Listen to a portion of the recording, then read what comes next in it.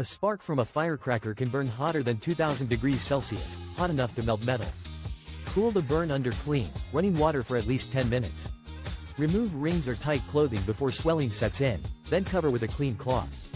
And here's the mistake most people make: toothpaste, butter, ice, myths that actually make burns worse. If the burn is deep, larger than your palm, or on the face or eyes, skip the home hacks and get medical help fast. Fireworks burn like metal, but the right first aid can stop the damage.